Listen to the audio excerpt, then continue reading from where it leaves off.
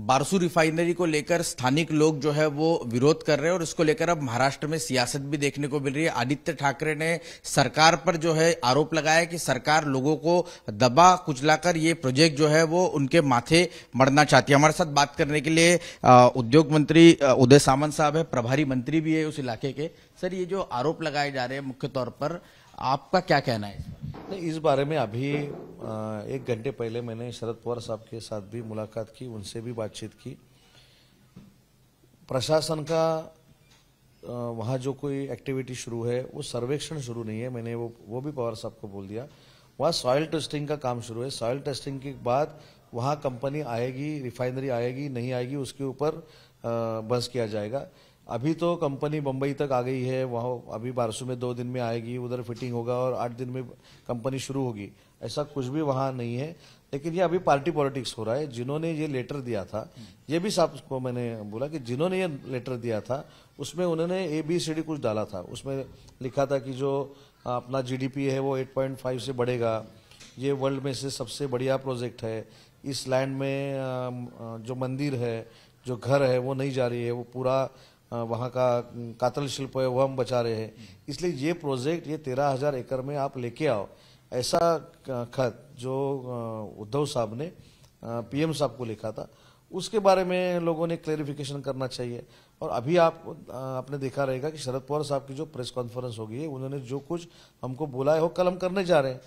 वहाँ के जो प्रकल्प बाधित है उनके साथ मिल के बैठ के जो डायलॉग करना चाहिए वो कल हम कर रहे हैं। लेकिन मुख्य तौर पर कल हमने देखा है कि राज्य के उप मुख्यमंत्री फडणवीस साहब ने ये कहा कि मुंबई में बैठे कुछ लोग जो है इस आंदोलन को यहाँ से बैठकर जो है हवा देने की कोशिश कर रहे हैं। इशारा कहीं ना कहीं उद्धव ठाकरे की तरफ था। आपको लगता है कि इस तरह से वे खुद पॉलिटिसाइज इस मुद्दे को करना चाह रहे हैं? मेरे ख्याल से देवेंद्र जी ने जो बोला वो उद्धव जी के बारे में नहीं बोला। जो यहाँ रहते हैं और वहां जाके राजनीति करते हैं, ऐसे नहीं बोले वो।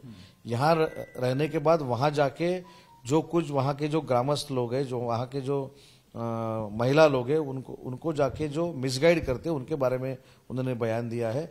उन्होंने उद्धव जी के बारे में बयान नहीं दिया है। लेकिन सवाल ये है कि कई सारे प्रोजेक्ट जो है आपके ऊपर आरोप ये लगाए जा रहे थे आपकी सरकार पर विपक्ष की तरफ से कि प्रोजेक्ट्स बाहर जा रहे हैं। अब इतना बड़ा प्रोजेक्ट अगर महाराष्ट्र में आ रहा है तो इसको लेकर फिर इस पर राजनीति क्यों हो रही है? ये तो आपने पूछना चाहिए, क्योंकि वेदांता फॉस्कन गया जो हमारे कार्यकाल में नहीं गया, किसके कार्यकाल में गया ये तो मैं अभी नहीं बोलना चाहता।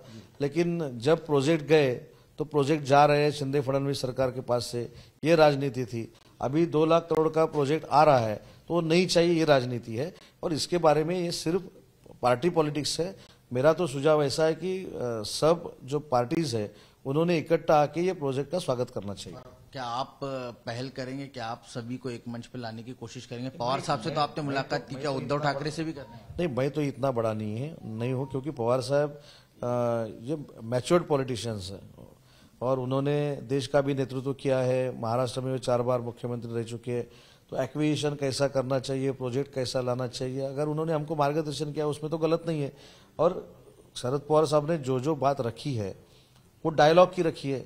उन्होंने ये तो नहीं बोला कि प्रकल्प ही नहीं चाहिए, प्रकल्प नहीं करना चाहिए, ये तो नहीं बोला उन्होंने। सर, दूसरा मेरा थोड़ा राजनीतिक पर सवाल है कि महाराष्ट्र में 1 अनार 100 बीमार जैसी स्थिति दिख रही है।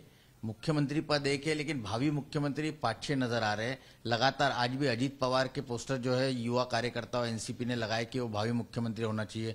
कल देवेंद्र फडणवीस जी के नागपुर में इस तरह से होर्डिंग्स लगे, आपकी क्या प्रतिक्रिया?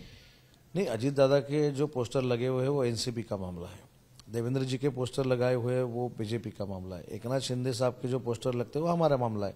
लेकिन एक तो बात तय है कि शिंदे साहब के और देवेंद्र जी के नेतृत्व में विधानसभा की चुनाव होगी और उसके बाद जो कुछ होगा वो ये दोनों बैठ के फाइनल करेंगे।